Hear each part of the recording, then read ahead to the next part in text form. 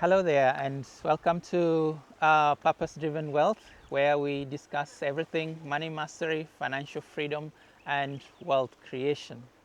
Now, I want to continue a conversation on the money myth, the number one, what I believe is the number one money myth. The myth that financial problems are financial problems. Now, we bust that myth by saying financial problems are never just financial problems. Now, look closely when you see patterns of financial distress, when you see patterns of financial insufficiency, for example, when you see such patterns, you can also observe that such patterns recur in people's life over time. You find somebody has been in and out of debt over time, and even when they do get a windfall, or get money from somewhere, somehow the pattern keeps coming back. That goes to show you that it was not it was never just a financial problem. And so throwing money at it, trying to solve it by getting more money. Sometimes people are like, if I can only get more money, trying to get more money without fixing the underlying issue will only make the problem worse. It's like pouring more water into a bucket that is already leaking. More water you pour, you keep losing the water until you're able to block the leak. Then you can have the growth you're looking for. So as we address this money myth, we are looking at a tool that we call the 4 quadrants tool. In the 4 quadrants tool, we go 4 layers deep into financial problems. And in those 4 layers, we look at, in quadrant 1, the money issue. In quadrant 2, the habit issue. In quadrant 3, the mindset issue. And in quadrant 4, the identity issue.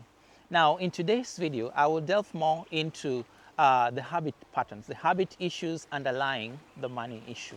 Now, if you look at anyone with financial distress, you probably had this experience yourself. You realize that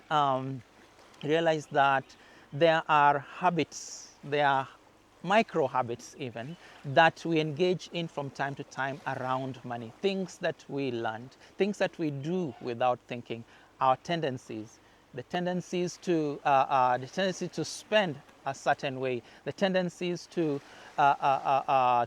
hoard, the tendencies to splash. For example, people who spend when money increases. When money increases, then expenses also increase. So spending patterns that go to hinder someone from savings. They hinder somebody from good financial planning, from good financial strategies, from investing even, because they continue eating into the income, continue draining the income. Now, if you are attempting to address financial problems, it is important that you go and look at the habits. That's why in the financial coaching space, when we're coaching people, we ask them to do expenditure tracking, really habit tracking.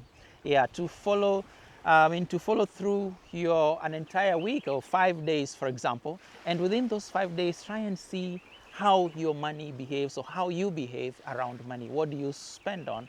How do you spend? What happens when you're spending on those things? What do you do when money comes? When money hits your account or gets into your hands, how do you behave?